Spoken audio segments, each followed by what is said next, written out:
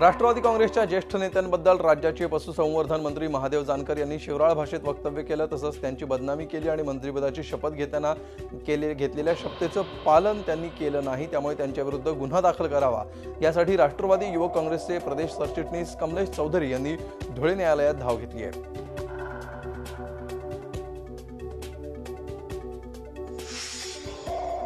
पालघर शहरात आज राष्ट्रवादी काँग्रेसच्या वतीने महादेव जानकर यांनी राष्ट्रवादी काँग्रेसच्या नेतृत्वाविरुद्ध केलेल्या बेताल वक्तव्याचा निषेध करण्यात आला।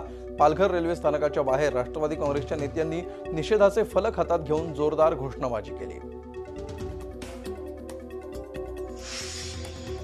महाराष्ट्रात राज्य जुनी पेन्शन हक्क संघटना रायगड तर्फे आज अलिबाग जिल्हा परिषद कार्यालयावर आक्रोश मोर्चा काढण्यात आला।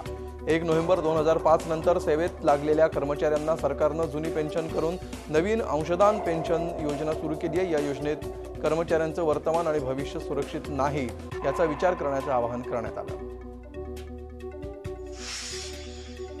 औरंगाबादमध्येही जुनी पेन्शन योजना लागू करावी यासाठी जिल्हा परिषद कर्मचाऱ्यांनी आक्रोश मोर्चा काढला।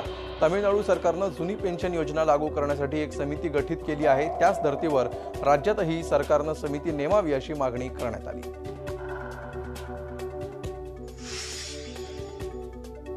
धुळे चाळीसगाव रेल्वेचा आज 117वा वाढदिवस मोठ्या उत्साहात साजरा करण्यात आला। रेल्वे स्थानकात प्रवाशांसोबत भाजप पदाधिकाऱ्यांनी रेल्वेचा हा वाढदिवस साजरा केला।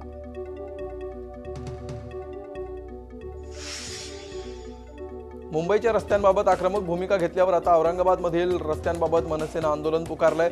अर्धवट रस्त्याचा वाढदिवस साजरा करत हे आंदोलन करण्यात आलं।